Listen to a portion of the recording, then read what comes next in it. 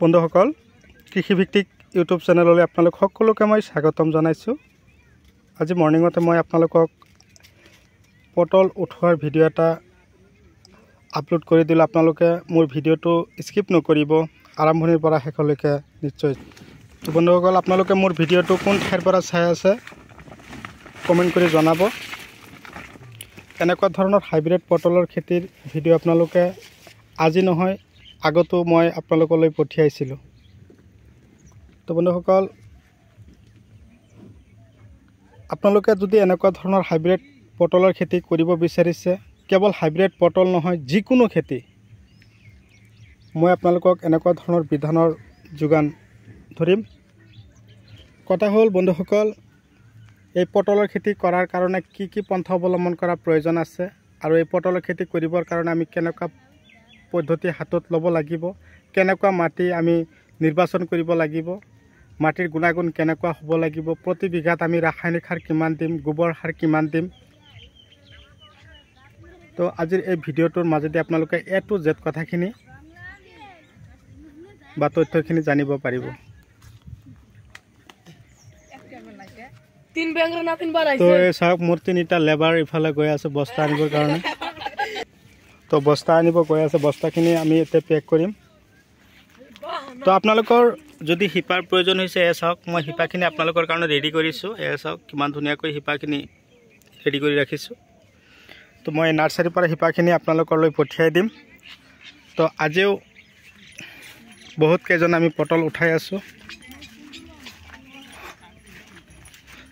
গোটেইখিনি শেষ কৰিব নোৱাৰিম, অন্ততঃ আধাখিনি যাতে আমি শেষ কৰিব পাৰোঁ। এয়া চাওক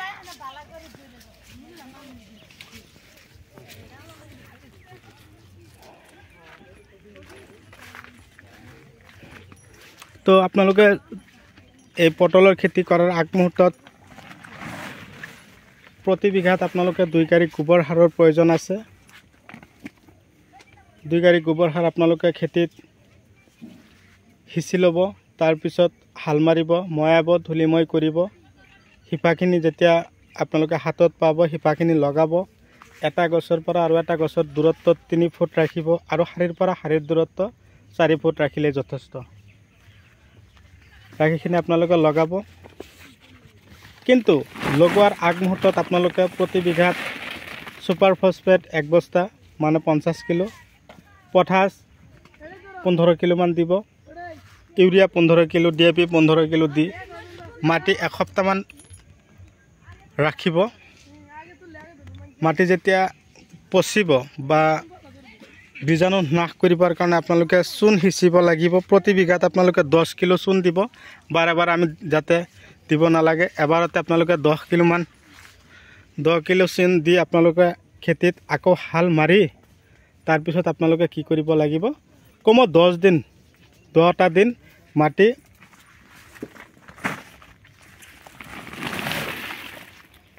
যাতে বীজাণু নষ্ট হৈ যায়। কেৱল পটল নহয়, পটলৰ লগতো এনেকুৱা ধৰণৰ মাকৈৰ খেতিৰ ভিডিঅ' আপোনালোকে পাই থাকিব। এই মাকৈৰ বীজো যদি আপোনালোকৰ লগা হৈছে, আপোনালোকে মোক যোগাযোগ কৰিব।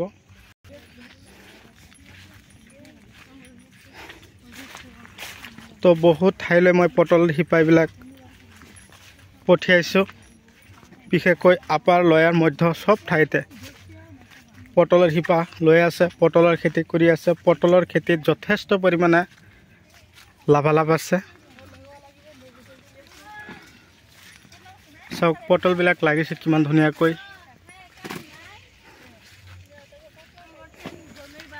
আৰু পটলৰ গছৰ যিবিলাক পাত আছে বেছিকৈ যেতিয়া হেৰি হ'ব, পকি যাব, এই পাতবিলাক আমি কি কৰিব লাগিব, চাফা কৰিব লাগিব।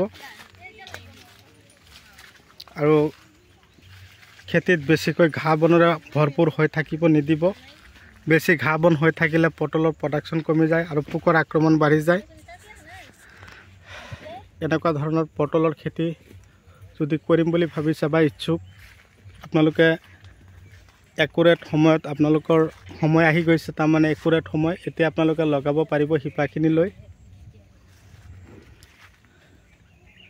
আৰু কথা হ'ল এই খেতিত মেগনেছিয়াম গছৰ যেতিয়া ফলনবিলাক তাৰমানে এনেকুৱা তলফালে ক্ষীণ হৈ যায়, ওপৰফালে শকত থাকে, তেতিয়া মেগনেছিয়ামৰ অভাৱ হয়।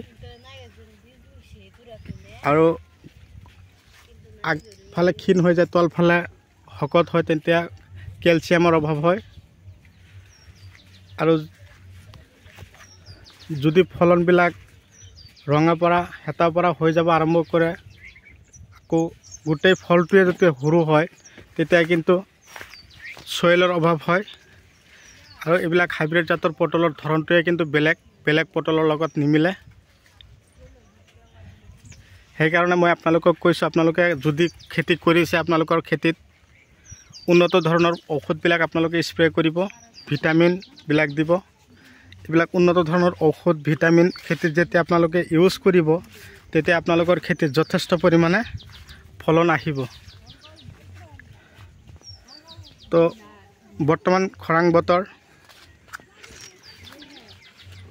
আৰু এটা কথা মানে কি, এই পটলৰ খেতি যে কৰিব আপোনালোকে ওখ মাটি নিৰ্বাচন কৰি ল'ব, পলসুৱা মাটি। পানী জমা হৈ আছে কোনো কথা নাই, পানী যদি আপোনালোকৰ খেতিত এক সপ্তাহ জমা হৈ থাকে ওখ মাটিত, কোনো ধৰণৰ প্ৰব্লেম নাই, গছ মৰিও নাযাব। কিন্তু লোকেল পটল গছ মৰি যায় পানী জমা হৈ থাকিলে। 1 বিঘা মাটি পটলৰ খেতি আপোনালোকে যদি কৰিব পাৰে, তেনেহ'লে মিনিমাম 2 লাখৰ পৰা 2.5 লাখ টকা এটা আপোনালোকে ইনকাম কৰিব পাৰিব। তো মই ভিডিঅ'ৰ মাজত অলৰেডি নাম্বাৰ দি দিছোঁ, আপোনালোকে নাম্বাৰ সংগ্ৰহ কৰিব ডিছক্ৰিপশ্যনত, থাম্বনেলত। তাৰ লগতে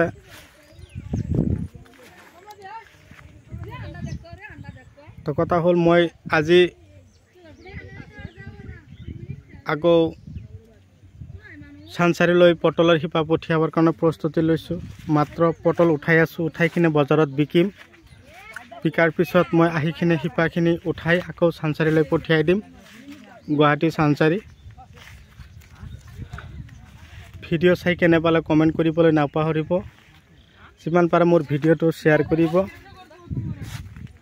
কেৱল আমি নহয়, আমি চবেই মিলি, কেৱল মই নহয়, আমি চবেই মিলি যাতে খেতি কৰিব পাৰোঁ একেলগে, তাৰে কামনা কৰিছোঁ। তো বহুত কেইজন মানুহ লাগে, একদম মৰ্ণিঙতে আহিছোঁ। আধাখিনি উঠাই কিনে আমি আজি বজাৰত বিকিম, কালি বাকীখিনি উঠাই বজাৰলৈ বিকিবৰ কাৰণে প্ৰস্তুতি ল'ম। আৰু চাং দিব কেনেকৈ, এটা খুঁটাৰ পৰা আৰু এটা খুঁটাৰ দূৰত্ব 6 ফুট ৰাখিব, আৰু শাৰীৰ পৰা শাৰীৰ দূৰত্ব 6 ফুট ৰাখি কিনে আপোনালোকে চাং দিব, ওপৰত প্লাষ্টিক লগাই দিব। এই পদ্ধতিমতে খেতি কৰিব। তো বন্ধুসকল, যদি আপোনালোকে মোৰ ফেচবুক পেজতো মোৰ ভিডিঅ'বিলাক চাই আছে, তেনেহ'লে মোৰ ফেচবুক পেজত ফলোৱাৰ্ছ হিচাপে থাকিব। মই আপোনালোকক যাতে সহযোগিতা আগবঢ়াব পাৰোঁ।